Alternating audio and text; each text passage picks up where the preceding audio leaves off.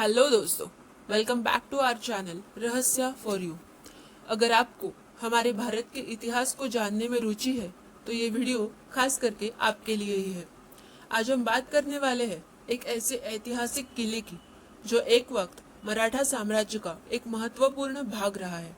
एक ऐसा किला जिसने बहुत से राजा महाराजाओं को पलते बढ़ते देखा है। एक ऐसा किला जो पेशवा साम्राज्य की शान था।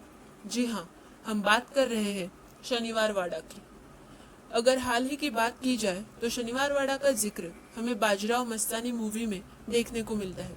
ये मूवी तो काफी सुपरहिट रही थी, ये तो आप सभी लोग जानते हैं। तो चलिए इतिहास के पन्ने पलटकर आज हम देखते हैं शनिवार वाड़ा का इतिहास और रहस्य। शनिवार वाड़ा का निर्माण 1732 में किया गया था और ये 1818 तक मराठा साम्राज्य के पेशवाओं के आधिपत्य में था। 1818 के बाद 1947 तक शनिवार वाड़ा अंग्रेजों के हाथों में था और 1947 के स्वातंत्र्य लड़ाई के बाद अब ये भारत सरकार द्वारा संभाला जाता है। शनिवार वाड़ा महाराष्ट्र के पुणे में स्थित है और आज भी इसे देख मराठा साम्राज्य की भव्यता का अंदाजा हम लगा सकते हैं। इसका निर्माण पत्थर और ईंटों से किया गया है। ये वाड़ा इतना बड़ा है कि 1758 तक तकरीबन 1000 लोग इसमें रहते थे। पहले पेशवा बाजीराव ने शनिवार वाड़ा का निर्माण किया। 22 जनवरी 1732 को वाड़े का उद्घाटन समारंभ किया गया। इसके प्रमुख 5 दरवाजे हैं। दिल्ली दरवाजा जो कि मेन एंट्रेंस है, मस्तानी दरवाजा जो कि मस्तानी बाई के लिए बनाया गया था, खिड़की दरवाजा, गणेश दरवाजा जो कि कस्बा गणपति मंदिर के नजदीक खुलता है, और नारायण दरवाजा जिसे कि पहले जाम्बुल दरवाजा कहते थे, मगर फिर इसे नारायण दरवाजे का नाम कैसे मिला ये हम वीडियो में बाद में देखेंगे।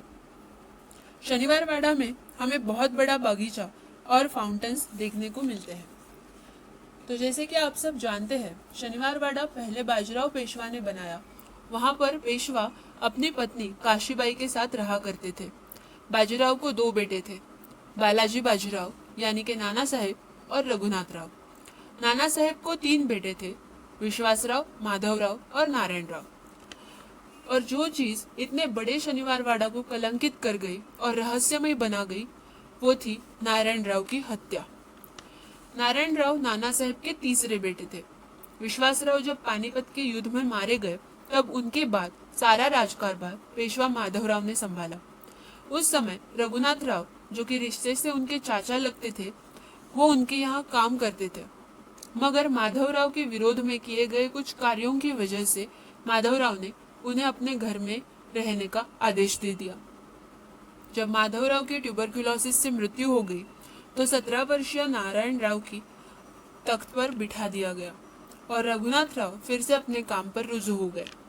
मगर फिर एक बार रघुनाथ राव ने कुछ गलत किया और उन्हें अपने घर में रहने का आदेश मिला।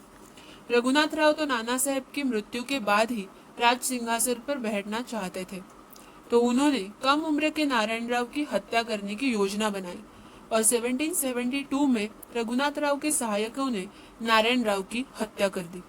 नारायण राव मदद मांगते वाड़ा में फिरते रहे, चिल्लाते रहे, काका मला वाचवा, यानी के चाचा मुझे बचाइए, मगर कोई उनकी सहायता नहीं कर पाया और वो इतनी कम उम्र में ही तड़पते रहे और मर गए। नारायण राव की हत्या के बाद उनके शव को जिस दरवाजे से बाहर निकाला गया उस दरवाजे को नारायण दरवाजा कहा जाता है। ऐसा कहा जाता है कि उनकी मृत्यु के पश्चात कई लोगों ने रात के वक्त उनकी आवाज सुनी है, उनके रोने की आवाजें भी सुनी है। आज भी कई लोग ये दावा करते हैं कि नारायण राव की काका मला वाचवा की गूंज आज भी सुनाई देती है।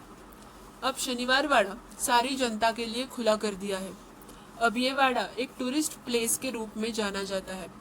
अगर आप कभी पुणे में जाने का सोचे तो शनिवार वाड़ा जरूर देखिएगा।